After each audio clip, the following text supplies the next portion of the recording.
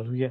యేసుక్రీస్తు నామమున మీ అందరికీ శుభాభివందనాలు. దేవుని ప్రేమ, కృప, వాత్సల్యతను బట్టి మరొకసారి ఈ రీతిగా దేవుని వాక్యాన్ని మీతో పంచుకోవటానికి కృప చూపించిన యేసయ్య నామానికే సంపూర్ణమైన మహిమ, ఘనత, ప్రభావములు యుగయుగములు ఆయనకు మాత్రమే కలుగునుగాక.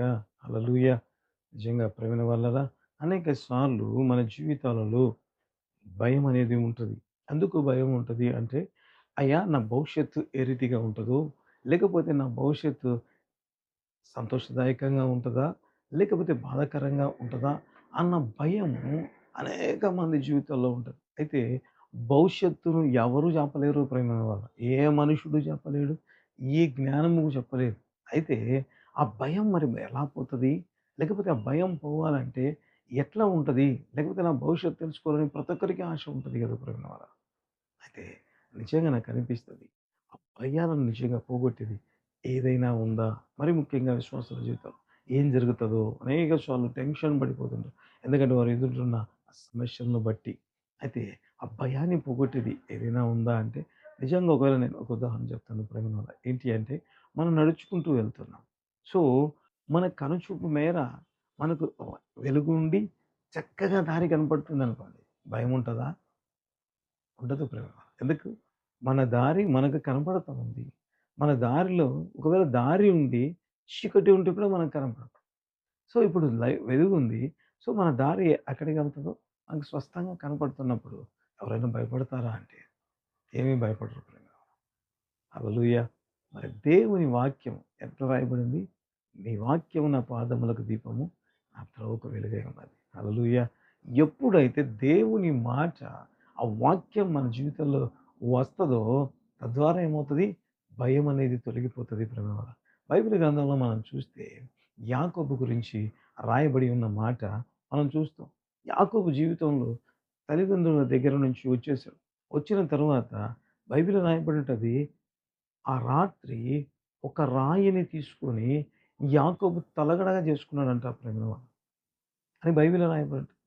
అంటే అంత richest person all of a sudden నిజంగా ఎట్లా ఉంది అంటే ఇక తన భవిష్యత్తు అగమ్యగోచరంగా మారిపోయింది. ఎందుకంటే ఒక కోటీశ్వరుని కొడుకు నిజంగా బైబిల్‌లో రాయబడి ఉంటది. ఏమనంటే అబ్రహాము, లోతు కలిసి ఉండలేకపోయారంట. అంత ఆస్తి ఉండిందట. ఆ తరువాత రాజు వచ్చి ఇస్సాకుతో అంటాడు, "అయ్యా! నేను నీకేం చేయలేదు. కాబట్టి నాతో నువ్వు స్నేహంగా ఉండు" అన్నాడు. అంటే ఎంత ఆస్తి ఉండాలి. ఇంత మల్టీ మిలియనర్ కొడుకు ఏ రీతిగా ఉంది? రాయిని తలగడగా చేసుకున్నట్లుగా మనం బైబిల్‌లో చూడడం ప్రారంభిస్తాం. ఇప్పుడు ఆ వ్యక్తి జీవితానికి వెళ్ళి, "అయ్యా! నీ జీవితం ఎట్లా ఉంటది?" అంటే, "ఏముంది? అసలు ఎట్లా?" అంటే బైబిల్‌లో రాయబడి ఉంటది. ఆ రోజు రాత్రి దేవుడు మాట్లాడడం ప్రారంభించాడు. ఏం చెప్పాడు? "నీ జీవితం ఏ రీతిగా ఉంటది?" హల్లెలూయా! నిజంగా ప్రేమైన వాళ్ళరా! ఆ మాట ఎంతటి నిజంగా వెలుగై ఆ వ్యక్తి జీవితాన్ని నడిపించడం ప్రారంభించింది. అందుకే అనేక సార్లు మనం ఏ రీతిగా ఉంటామంటే, భయం వచ్చినప్పుడు దేవుని వాక్యాన్ని ధ్యానించం. భయం వచ్చినప్పుడు దేవుని దగ్గరికి వచ్చి, "దేవుడా! నువ్వు నాతో ఏం మాట్లాడతావు?" అని ఆలోచించాం. ఆ భయంతో ఆ రీతిగా ఉన్నప్పుడు మన జీవితంలో భయమే ఉంటుంది. అందుకే దేవుడు చెప్తున్న మాట. ఎప్పుడైతే మనకు భయం కలిగిందో అప్పుడు దేవుని దగ్గరికి వచ్చి ఆయన మాట ఇచ్చే వాగ్దానం మనం పొందుకుంటాము. అప్పుడేమవుతది? మన భయాలు తొలగిపోవడం ప్రారంభిస్తాయి. హల్లెలూయా! ఏ భయంతో భయపడుతున్నాం. అయితే దేవుని దగ్గరికి రా. దేవుని వాక్యాన్ని చదివే వారుగా ఉందాం.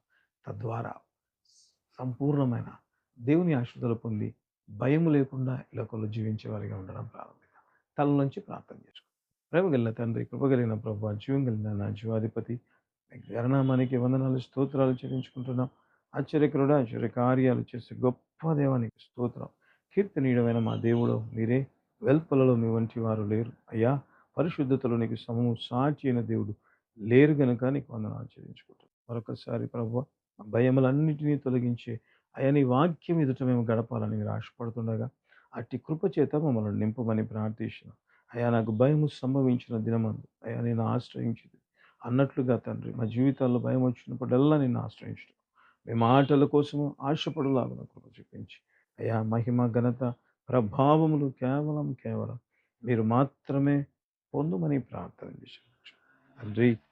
ఎంతమంది అయితే పరిచర్యకు సహకరిస్తున్నారు, ప్రార్థిస్తున్నారు. అయ్యా ఇప్పుడు ప్రార్థనలు ఎంతమంది వారందరి జీవితాల్లో అద్భుతాలొచ్చాయి. వారి జీవితంలో ఉన్న భయము శాశ్వతముగా తొలగిపోవును గాక. శాశ్వతముగా శాశ్వతముగా తొలగిపో. మహిమ కలిగిన రాజా, నీకే వందనాలు, స్తోత్రాలు చెల్లించు. మీరే కృప చూపించు. మహిమ మీరు పొందు.